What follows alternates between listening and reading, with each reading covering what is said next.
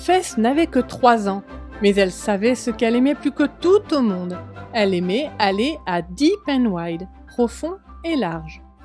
Lorsqu'elle marchait avec sa mère, elle passait parfois devant Deep and Wide, une église située dans la rue de leur village, à Savunga, en Alaska.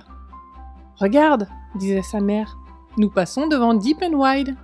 Faith rayonnait de joie et commençait à chanter « Deep and Wide, Deep and Wide !» Pendant qu'elle chantait, elle baissait les mains pour montrer à quel point la profondeur était grande, puis elle tendait les bras pour montrer à quel point le monde était large. Le vendredi soir, Faith avait hâte d'aller se coucher pour pouvoir se lever le matin et aller à Deep and Wide. Son grand-père lui souhaitait bonne nuit. « À demain matin! Je ferai peut-être des crêpes. » Faith sourit de plaisir. Les crêpes de son grand-père étaient son petit déjeuner préféré. Faith se blottit dans son lit à 22 heures. Elle a eu un peu de mal à s'endormir car sa grande sœur était encore debout. À Savona, beaucoup de gens se couchent tard et se lèvent tard le matin. Faith se réveilla à 9 heures le matin du sabbat et courut à la cuisine pour voir si son grand-père était en train de faire des crêpes. C'était le cas. Avant de manger, elle s'est assise avec ses grands-parents pour prier. Tous ensemble, ils ont prié à haute voix en disant « Dieu est bon, Dieu est grand ». Elle a adoré prendre la première grosse bouchée de la crêpe, c'était si bon. Elle devait être à l'église Deep and Wide à 14 heures.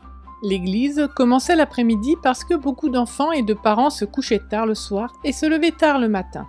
À l'approche de 14 heures, elle grimpe dans le véhicule de sa mère pour se rendre à l'église. Dans le village, tout le monde se déplace à pied ou en quadriporteur. À leur arrivée, Faith a été accueillie par une femme sympathique qui n'était pas autochtone de l'Alaska comme elle et sa famille.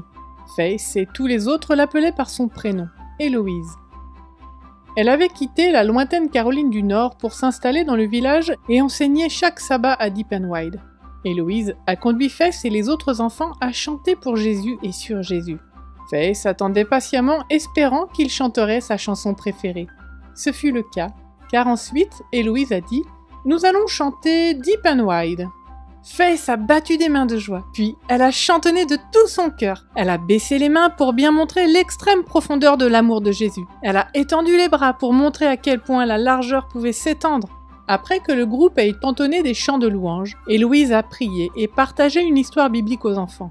Puis, les enfants ont fait des activités de dessin et autres bricolages amusants. Ils ont aussi apprécié les pommes et les oranges qu'Héloïse avait apportées pour le goûter. Faith adorait les pommes et les oranges. C'était un plaisir particulier parce que les fruits ne poussaient pas dans les environs et qu'il fallait les faire venir de très loin par avion. Trop vite, le programme s'est achevé et il était temps pour Faith de rentrer chez elle. Sa mère lui a pris la main et lui a demandé si elle avait aimé l'école du sabbat. Elle a hoché la tête avec joie en disant « J'adore Deep and Wide !»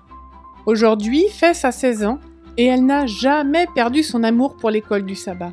C'est à l'école du sabbat qu'elle a appris sa chanson préférée, Deep and Wide. C'est à l'école du sabbat qu'elle a appris à connaître son meilleur ami, Jésus.